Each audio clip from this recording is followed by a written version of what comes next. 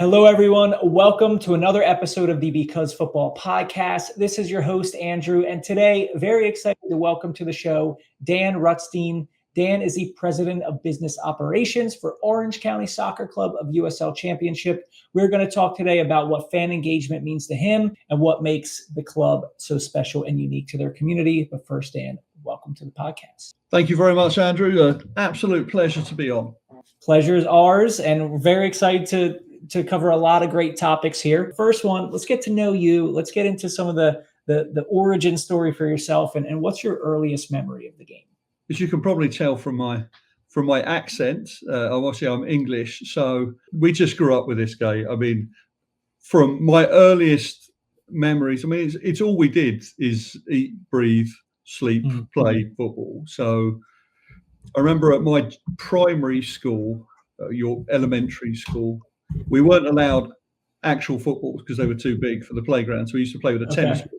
And so I remember lots of holes in the on the knees of my school trousers because we would do sliding tackles on the concrete on which we played. You have to. Yeah. For a long time, I was more skillful with a tennis ball than I was with the football. And I remember that even into my late teens, because once I got to sort of 11 and secondary school, we could play real football with a real football.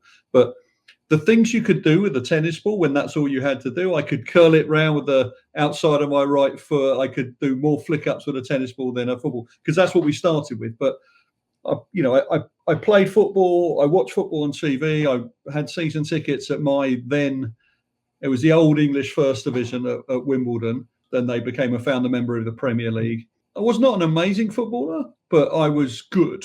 And I circled around sort of trials with a few teams. It became apparent that I wasn't actually very good, at which point I switched to refereeing. So I still played sort of pub football on a Sunday, but I refereed instead and got to a much higher standard as a referee than I would have done as a player. But it was all consuming for me. And my first professional job, I was a journalist, and I was a sports journalist, so I covered football as well. So like all English people, it was just everything to us. It was our national pastime. No, I love the story with the tennis ball. We haven't, we get a lot of these, playing at school stories as really impactful first moments and parts of the journey.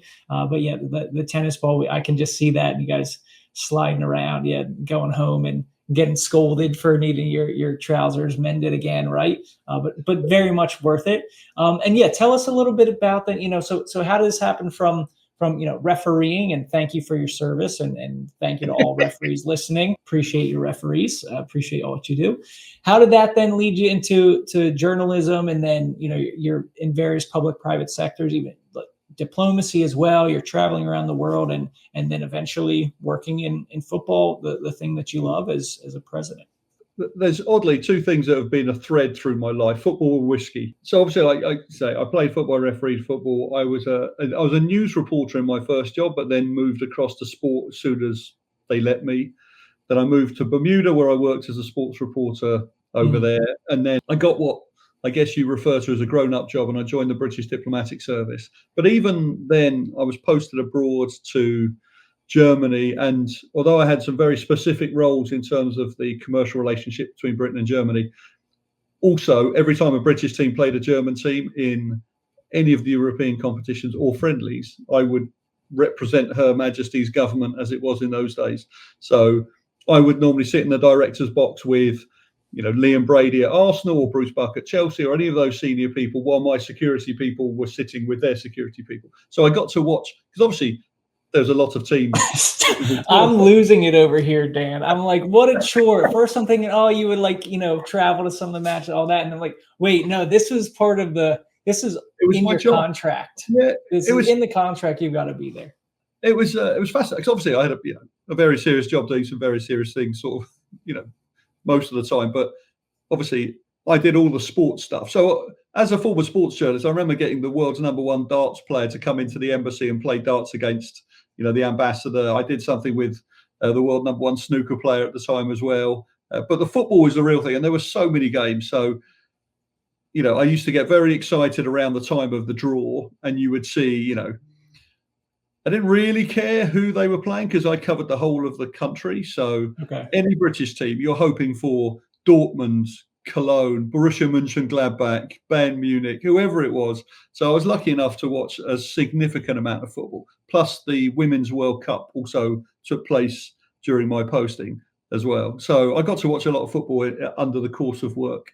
And then I got posted to Los Angeles, and that sort of continued to an extent. So I obviously did all my real work, but then when the summer series games were on, I went to Manchester City against Real Madrid at the Coliseum as part of my work. I remember taking the British Defence Minister to a Liverpool-Chelsea game where, oddly, I had to introduce him to one of my sort of footballing heroes, Vinnie Jones, who's out here as an actor. I had this very awkward meeting introducing a British government minister to an ex-footballer in the box at the Rose Bowl. So I still got to do the football stuff as part of that job. And then for a variety of reasons, I decided to stay in Los Angeles, not just the weather, but also some politics stuff. So I left government, got green cards, stayed out here. I ran a tech company for a couple of years. The pandemic was not our friend because we specialized in trade shows. So I was out of work and homeschooling my children. And like you, Andrew, I host podcasts, and I've got 3, and one of them's a whiskey podcast. And I was running out of guests because I wasn't leaving my garage to meet anybody. And a former colleague of mine said, "Oh, you should get the owner of Orange County Soccer Club on. I think he likes whiskey." So he came on the podcast. We drunk a lot of whiskey. We didn't even press record. And at the end of the night, he offered me some consultancy work. We eventually did actually record the episode, but I ended up consulting for the club, helping them with their then fledgling partnership with Rangers. And then one thing led to another, and 3 years later, I ended up taking over as the president of the business side of the club. So, you know, if you drink enough whiskey and watch enough football, eventually you get to run a football club. So it works out very well. Somewhere, right? Care for everybody at home. Don't take that advice too literally. Okay, you got to have a little bit of talent and some turns of luck in the way. But no, there's a lot to unpack there, Dan. But it's interesting because one of the questions I have for you is, well, I thought I'd be a little bit clever here and say, well, what's similar about working in diplomacy and football? And then I'm seeing that they're very much intertwined. And again, it speaks to the influence and the importance of the game, particularly the fact that so many people love it and that it's shared in so many places. So it becomes this very simple way to create a connection. And typically in these conversations with our guests, that's more on an interpersonal level. It's a little bit, I got to know this person, or I was on holiday somewhere in Turkey and went to a match, and whatever it is. But for you, it was very much practical part of like 100%. You're exactly right. I mean, football diplomacy is a real thing for the British government. I mean, whiskey diplomacy was also a real thing because of Scotch whiskey. We'd use it to host tastings, but the football was a real thing. So our job, when I was going to those games in Germany, it was a little bit less about the football diplomacy because obviously Germany is very much a footballing country. So it was more just making sure that the team are looked after. And we didn't have a lot of issues in Germany, but when they went to play teams like Shakhtar Donetsk, and my colleagues in the embassy in Ukraine would really help them with sort of security and transport and all that sort of stuff. But there was a real push around in America, in our network, around sports diplomacy. So I think the Premier League have done an excellent job in terms of their growth here compared to other European nations, all of whom will have a good footballing product. But the Premier League sort of moved first and moved quickly. So members of Her Majesty, well now His Majesty's government around the country are often doing football diplomacy events. So when the summer series games are on, the Consul General in Chicago will host business leaders who've got a link between Britain and America at a game when they play at Soldier Field or wherever it is. So we did that here, and my colleagues were doing it all over the country. So when Man United played in front of 100,000 people in Ann Arbor, we would have had our people on the ground looking after them. So I think sport is about community, it's about storytelling, but diplomacy is a big part of it. And it worked the other way as well. So I was the British government's relationship manager with the NFL. So I worked at all the London Games series. And we would take delegations of American business people over to watch the games in London when their club were playing, as part of building the commercial business between the two countries. So there's a real power in sport in both directions. And I think we really did use that football diplomacy to sort of help promote British values and British holidays and tourism and British products over here in America. Yeah, and again, the connection, like the immersion and the central nature of football to most of British mainstream culture it's like a no brainer, right? Again, it creates that opportunity. I'm curious from that standpoint. Then, if we pivot a little bit to your current role, right, and specifically with Orange County Soccer Club, tell us a little bit about what you think makes a club unique, what makes your local community so special to you, and obviously because you've seen a variety of different contexts and looked at it with a kind of cultural lens as well. So tell us a little bit about the club. Yeah, and again, in the way these things all link together. So when I got offered the job at the soccer team, the first thing I did is thought, who do I know who actually works in football? Because I've sort of got this job that I'm really not very qualified for. And there was a very nice gentleman I'd met called Toby Craig, I'd met him when Manchester City were coming out here, and he was my counterpart when I was organising events with Manchester City on behalf of the government. So I called him up and said, I've got this job, what should I think about while running a football team? And he just said one word. He said, community. And Toby's actually now at Manchester United, where I think they're having a bit of trouble with their community. Being tested, yeah. And that was it. It's all he said. He said, just think about community. Everything you do has to be about community. And I think for me, that was really important. So as we've developed as a club, that's been the most important thing. So obviously, we're trying to fill the stadium, we're trying to win trophies. But at the end of the day, what are we? It's particularly in America, where there's 3 million people in Orange County, we're the only professional football team. You've got a baseball team and a hockey team. How do we bring people together? How do we get the people like you, Andrew, who love football and have been loving it for years, but there's not enough people like you. So how do we build something? How do we build something for the people who like football, but also for the people who just want to come and have a family-friendly night out? And as you know, in America, 70% of people don't know the score of baseball games when they leave at the end. We never quite want to be there, but there are genuinely people who come because they just want to be around other people, and they don't remember whether we beat El Paso or not. They just want to be in the stadium. So there's a lot of that community building where people come, they see their friends, they leave their kids to go and play on the inflatables. We have actually a kids-only section now, where there's a few rows at the front of the section where there's no adults allowed. There's food specials and there's drink specials, and there's all sorts of sort of non-football entertainment. So whether you come for, we do these legendary beer fests, we now do wine events, or whether you come for the beer and stay for the soccer, come for the football and have a beer, whichever way round it is, we just want to bring people together. We work very closely with local charities. We do a lot of stuff with non-profits. We did a lot this year with the firefighters, given everything that happened in Southern California. So it's just all been about building that sense of family and community. And that's all we've tried to do. And to an extent, it's worked, although we did very much have, I think there was a watershed moment for us, which was, I think it's 3 years ago now, where we nearly got kicked out of our stadium by LA Galaxy. And there was a legal battle, a PR battle. There was hundreds of our fans turned up at council meetings to persuade the city to let us stay in the stadium. And that for me was the breakthrough moment for us as a club, because sometimes you don't realize what you've got until someone tries to take it away from you. And I think once we knew that had happened, we knew how much there was fans on, standing up in front of a council in tears, talking about how much time they spend at the stadium. There were couples who said how inclusive our atmosphere was. There were people with their kids who told the story of bringing their kids to the game. And I think for us, that was what really built the club. And then after a 12-month sort of campaign, we won the right to stay in our stadium for 10 years.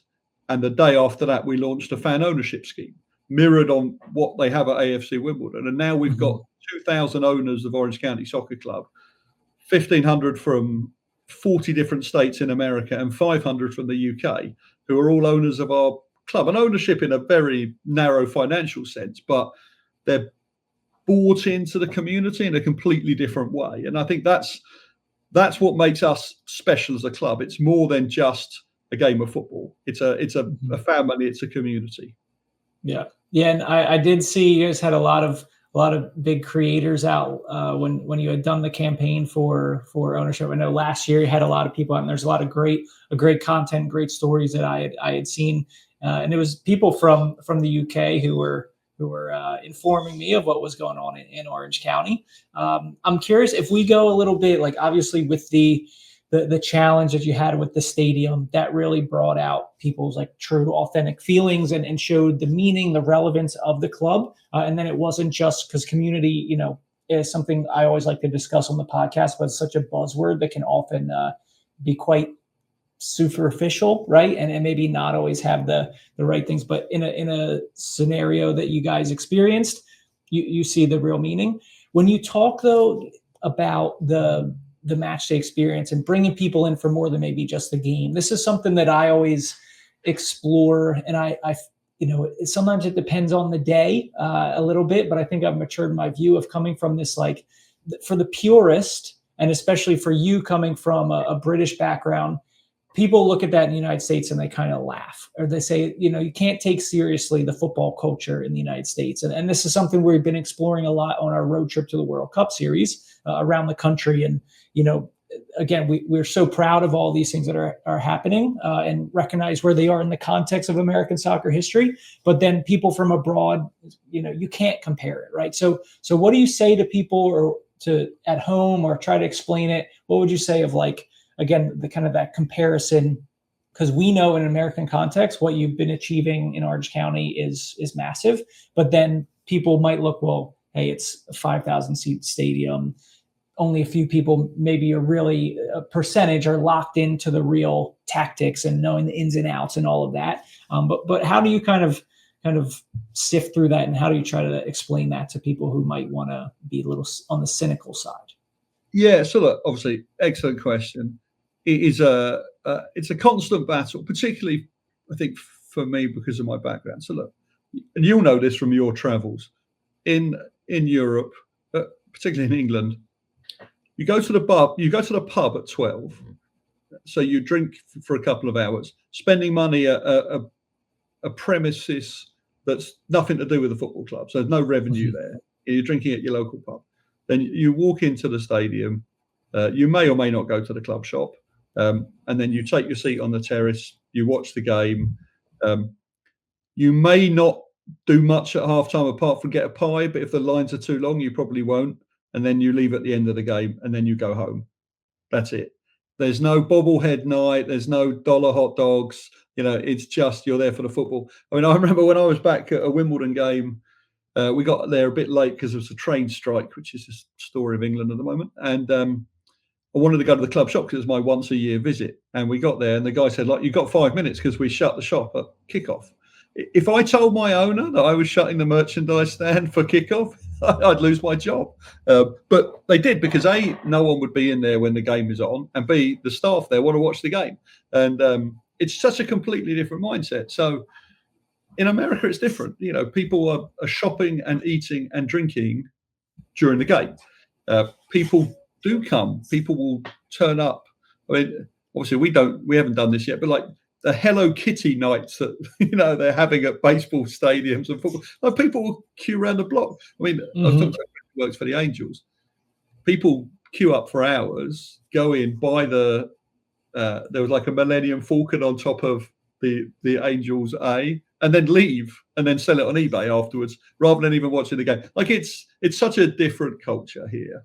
Very much.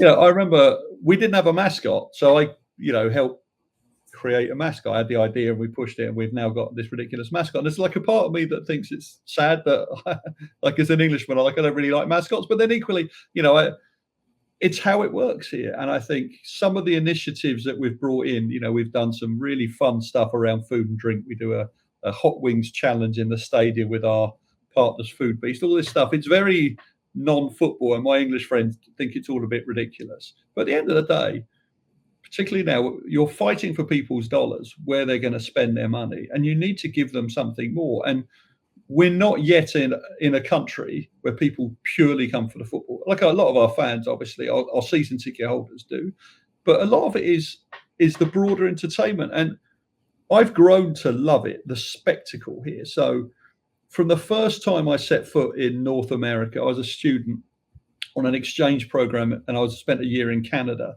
And I remember going to a Blue Jays game and then a Raptors game. I'm so old that the first NBA game I saw, Michael Jordan was playing against, I think, the then second year Raptors.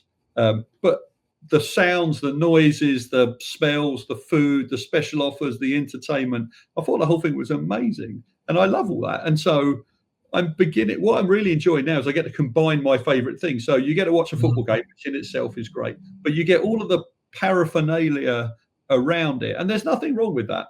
Obviously, from a business point of view, revenue-wise, you need to do these things. But actually, it's fun. Like if you came to Championship Soccer Stadium, you as a real football purist, would sit there and, look at our formation, and you'd have some views on it, and you'd watch how our wing backs attack, and you'd be very impressed. But also, you'd enjoy a dirty gnarly, and you'd do the wing challenge. And you'd look at the sunset at the back of our stadium, and you'd cuddle our mascot and take your picture, and you'd have a lovely time. And I think that's the whole thing now, is building, there's a little bit for the football fans and a little bit for the people who just want live entertainment. And you put them together, and that's your family community soccer team. On this podcast, we often talk about what makes this game so great, how it hooks us and makes us feel. And we can't forget that a piece of that is how the game looks. That's why we're proud to announce that this episode of the Because Football podcast is sponsored by Static Age Studio, a print shop and design studio that serves some of the biggest names out there. Think the Philadelphia Eagles, Nike, Puma, Stussy. Whether it's jerseys, training kits, fan tees, any merch you might need, Static Age Studio can help you with their high-quality screen printing, graphic design, embroidery, and DTG printing services all across the U.S. and international. Check them out on Instagram at Static Age Studio, or head to www.staticagestudio.com to get started. And if you mention the Because Football podcast, you'll get 15% off your first order. Don't wait. Get in touch with Dylan and the team now to continue loving the beautiful game in style. Now, let's get back to the episode. I think the big thing is just coming back to, well, are people there? And are people feeling welcome? Are they feeling included? Well, the more I do experience the game in other places, the more I just recognize that, hey, this is an entirely different last 125 years of all the things, right? Social, historical, cultural, all these levels. It's not going to be the same. That's okay. And at the same time, we can still increase the quality of play on the field.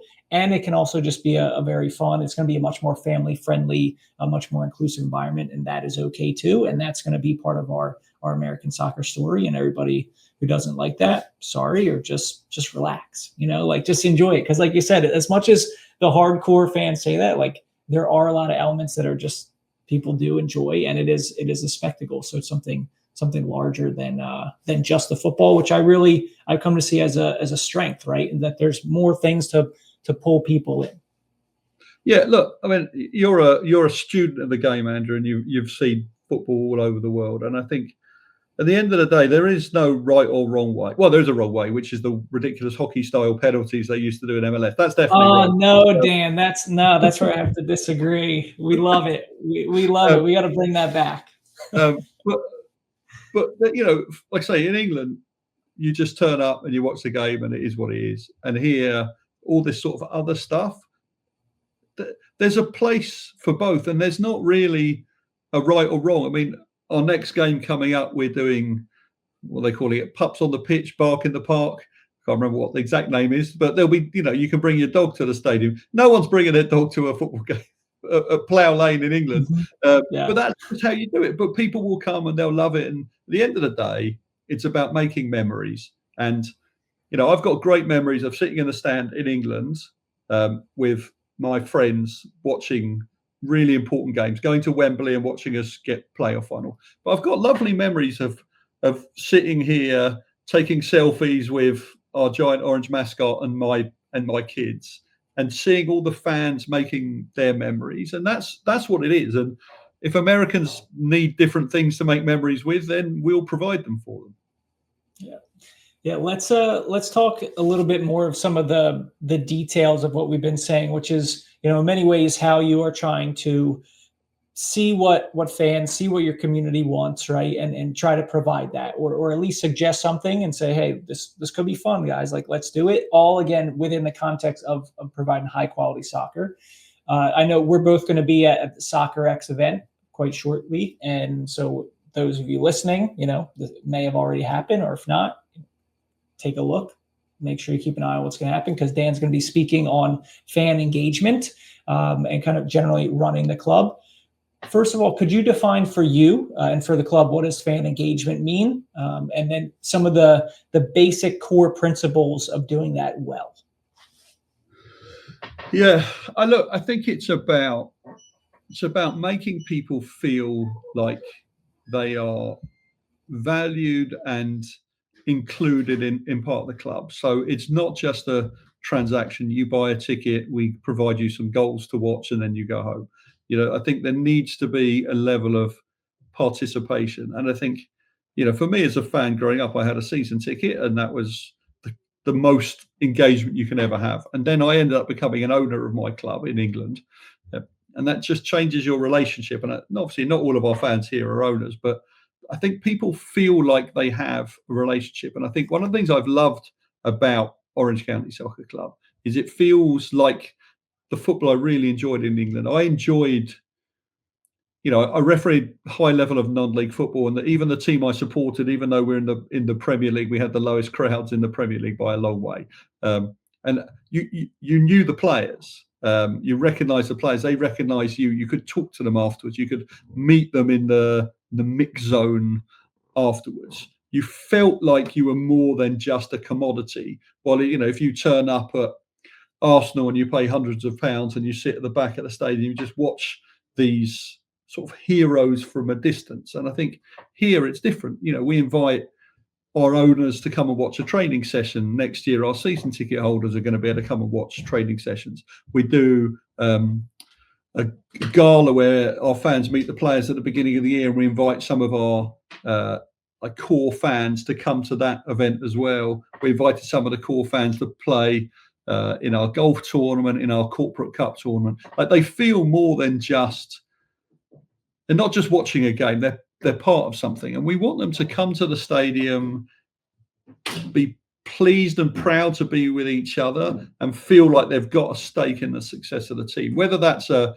literal financial stake because they're owners, or just as part of that community, they're engaged. And because of our player development model, where we sell players on, like, I want our fans to watch Philadelphia Union now and see how Milan Alosky's getting on, and watch, look on the internet for the Casapia results in Portugal to see how Corradi's getting on. Like, we really treasure the players who've left, and we continue to talk about them, and our fans have got a relationship with them. So I think it's just about being more than just a transaction. It's about really being part of something special, having a voice, us as a club listening, and us giving fans something back. It's our last game of the year is coming up. Our players will sit for over an hour afterwards signing the autographs for every single person in that stadium when they come by. We'd do it every game if the technical team would let us, but they won't. But for that last game of the regular season, they'll be there sometimes a couple of hours as they sign everything for every member of the community. And that's what we are. They're touchable, they're reachable, they're real people, and you're part of that story. Yeah.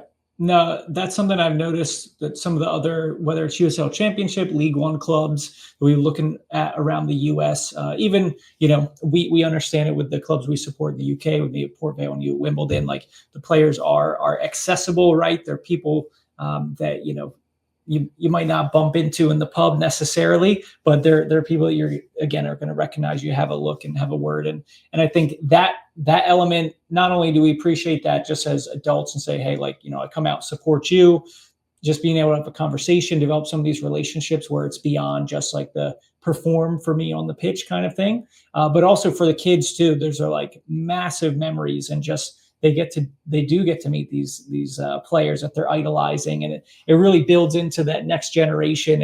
And that's a conversation I talk about a lot, is just patience and the generational momentum in the United States and building it. And I think that kind of proximity, right, and that kind of connection is really important to that.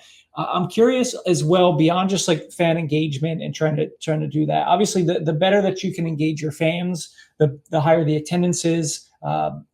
As much as the focus is not on being transactional, there is the business realities of being able to sustain the club, and that's always been a challenge within American soccer as well. But when it comes to that side, right, of some of your core principles there and core kind of foundational revenue streams and pieces, what does that look like for the club at a USL Championship level?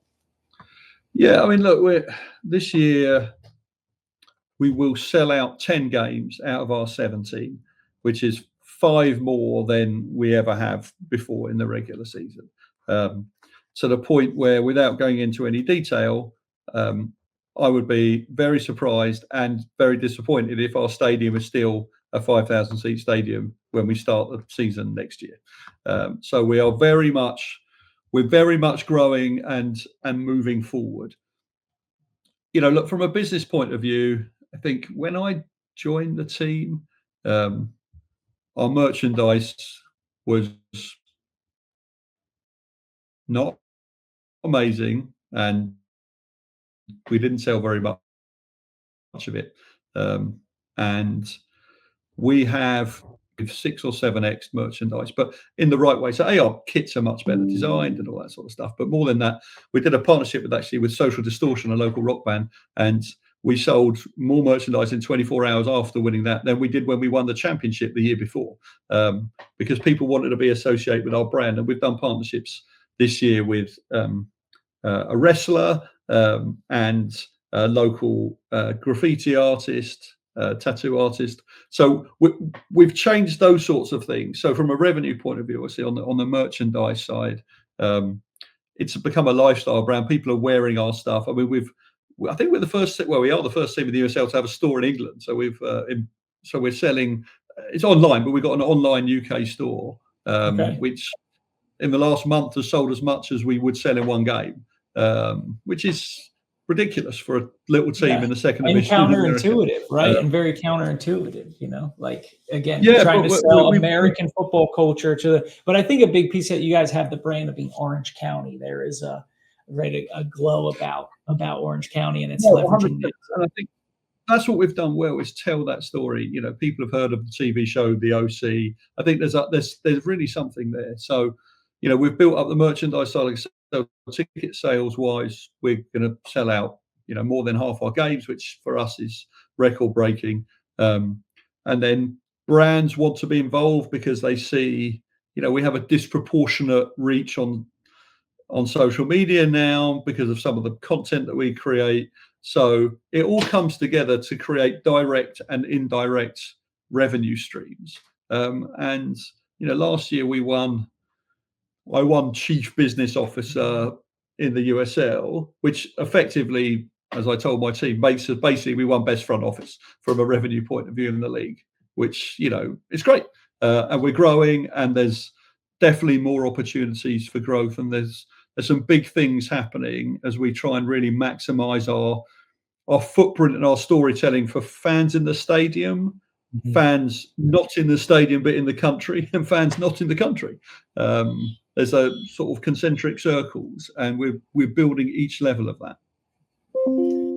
You mentioned, like the brand piece too, and these partnerships. I'm curious because I think another topic you'll be covering with SoccerEx is sponsorship piece, right? Which is always, maybe one of the more lucrative but very fluctuating elements of revenue stream, especially on the levels that you go within football. When you look at connecting with a brand or reaching out to a sponsor, what are they looking for, in connecting with the soccer club or being around soccer in general, especially in this American context? And what does that value exchange look like of, hey, this is, a relationship that makes sense for both parties?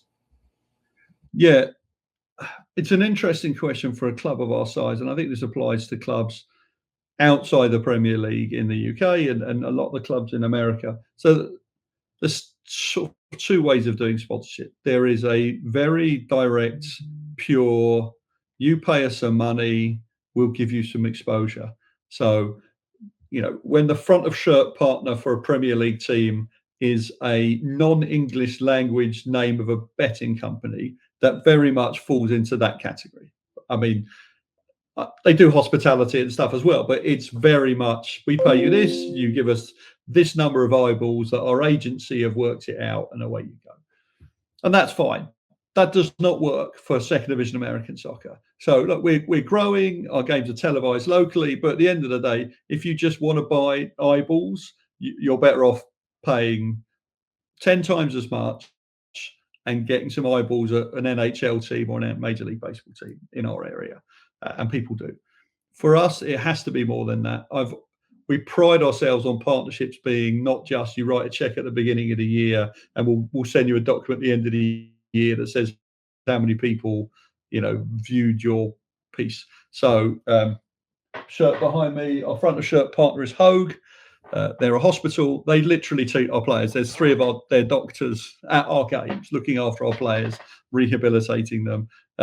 Twice a year, they bring out more than 1,000 people from their staff to come and be at the stadium. The daughter of one of the senior ladies in the ER sings the national anthem 2 or 3 times a year at our stadium. It's a much deeper partnership than just the money. And that applies all the way through. We were the first sports team in America to do our own single malt whiskey, which we did with a partner who's one of our minority owners. The taco company, who are our longest partners, so they did a 6-year deal. They are part owners. My staff eat there all of the time. In fact, the fantasy football, it's a 24-hour taco restaurant, and the loser of the fantasy football league, the NFL fantasy football league in our team, her forfeit is she has to spend 24 hours in the restaurant, and every taco she eats, she can get out an hour early. So it's a real partnership that is just much more than a financial transaction.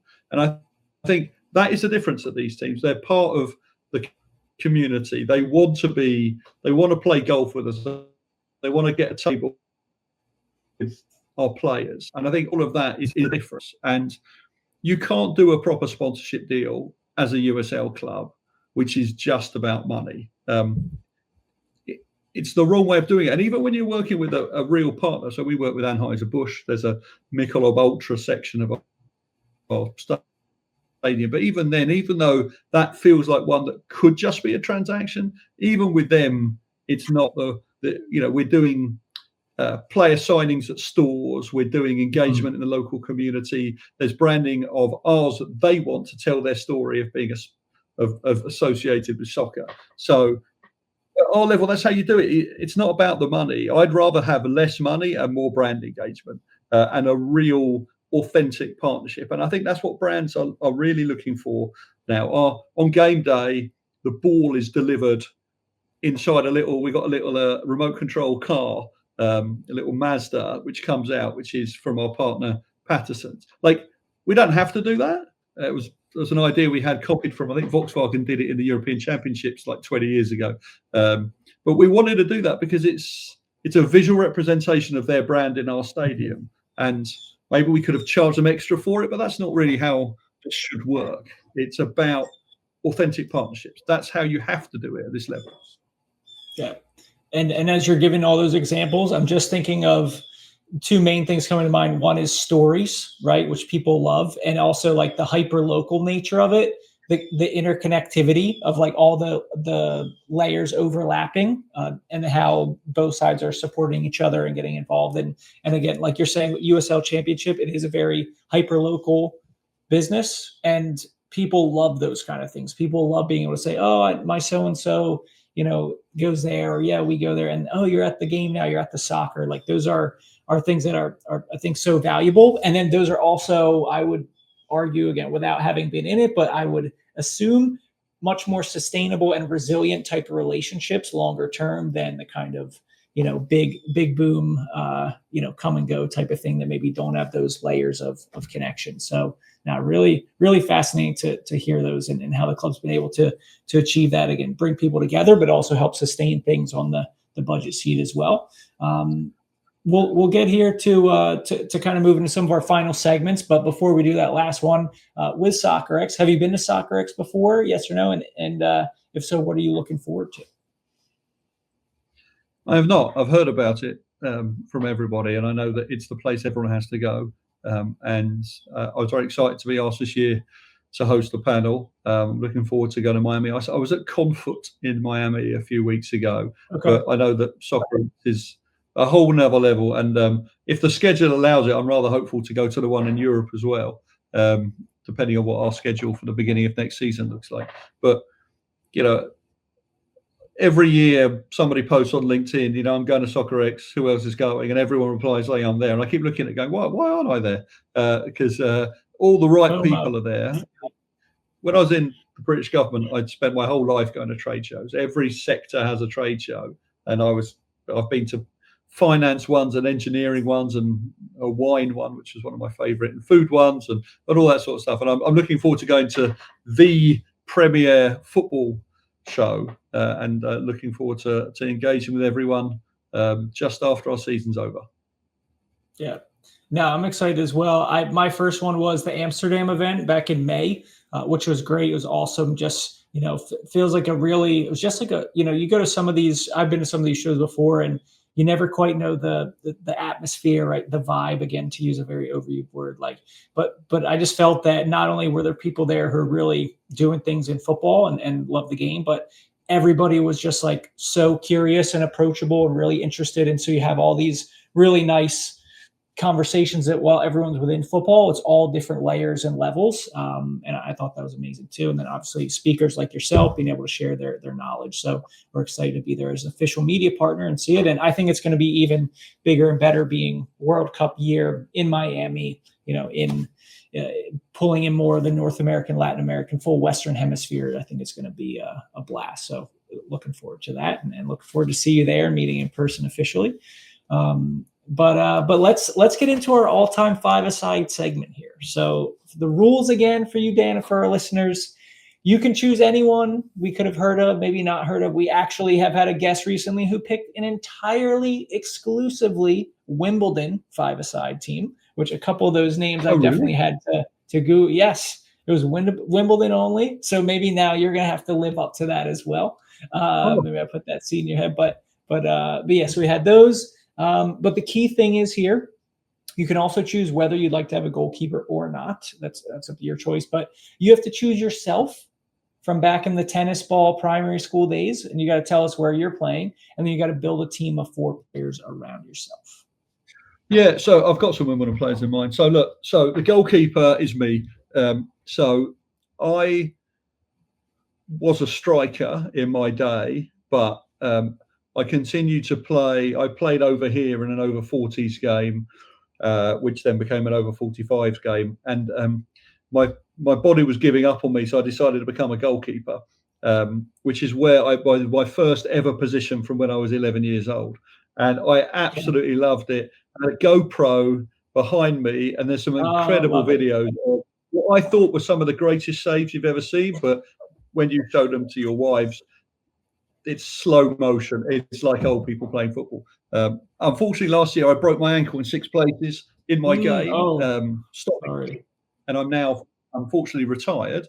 But I'll strap it up and come out one more time as a goalkeeper, and then in my team I will want Robbie Earle, who people know over here as a broadcaster, but I know him. He's actually become a friend. But when I was a kid, this makes him sound old. But when I was a kid, like, he was one of our best players. I think he was voted Wimbledon Player of the Decade a couple of times. But for me, he's one of the greatest players we ever had. So also Port Vale, he came up with the Vale too. He's a local potteries lad, and Wimbledon bought him from the Vale. So yeah, a Vale legend as well. Love that. He played in the World Cup, which is lovely. And then I would also, the other Wimbledon player I'd want is Warren Barton. So the most expensive defender in England when we sold him to Newcastle. He obviously appears on TV a lot over here. They keep saying he's an ex-Newcastle player, which is true, but more importantly, he's an ex-Wimbledon player. Excellent defender. So I'd have Warren in front of me, and then Robbie Earle in front of him. And then the two final players are I'd have Milan Orlowski, who is Orange County Soccer Club's Golden Boot winner, who we sold to Nordsjælland in Denmark, and then he came back to San Diego, and he's now at Philadelphia, who I think just won the Supporter Shield. Never seen a goal scorer like it in real life. He was an incredible finisher at this level and deserved to play at a high level. So I would have him. So my last one is a little bit left field, perhaps. Well, not left field. I can play either side, but it's Sean Gosa. So Rotherham, Man City, Southend, Reading, Bermuda international, probably Bermuda's best ever player. I think he scored more goals off the bench in Manchester derbies than any other player.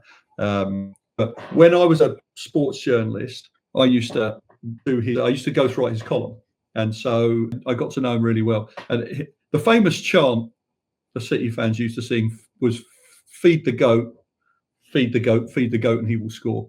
And so the column I did for him was called "Read the Goat," and so we did a column. My favourite interaction I had with Sean was I used to referee, and I was linesman on, I think it was Bermuda. It's either Bermuda, El Salvador, or Bermuda, Nicaragua. I actually can't quite remember. And I disallowed one of his goals for offside. And when we did the column the following week, we were doing the column. And I don't think he'd seen me during the game because he was busy being a footballer. And so during the game, he was like, yeah, the linesman got it wrong. That was definitely a goal. So I had to, I couldn't change his words because that's not how ghostwriting worked. So basically I had to criticise myself in his column. But he was possibly the nicest man ever to play professional football.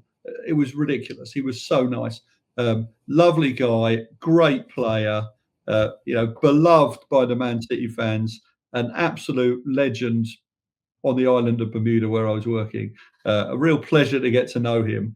So he would definitely be in my five-a-side team. He can score a goal. Great side. We've got all first-timers in our pantheon of Because Football podcast. Yeah, there's something with the Wimbledon and being on camera between Barton and Earl, obviously in the States, and Vinnie Jones in Hollywood. Great, Dan. And we'll move on to our final. We'll move on to our final segment here, the way we like to wrap up each of our episodes. Simple answer, extended answer, whatever you like. But could you complete the sentence, because football?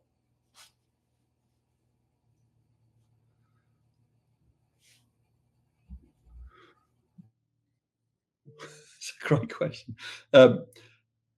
Because football, I am lucky enough to have a dream job where I get to help entertain thousands of people every week and give people from all over the world a sense of community. Wonderful. Love that. Yeah. And thank you for doing that. Thank you for your work. And I know everyone now is going to have Orange County even more on their radar. We've got all the links, not only for Dan, but for the club in the show notes and description. So make sure you all check that out and follow. But Dan, thank you so much for what you're doing in footy. And thank you for being a guest here on the Because Football podcast. Brilliant. No, thank you for having me. It was a lot of fun, Andrew. It's an excellent podcast. Appreciate it. Now, I had a great time. Look forward to another one and to connecting at SoccerEx. So very much looking forward to that. And for everybody listening and watching, thank you all for being here, and we'll see you on the next episode. Peace.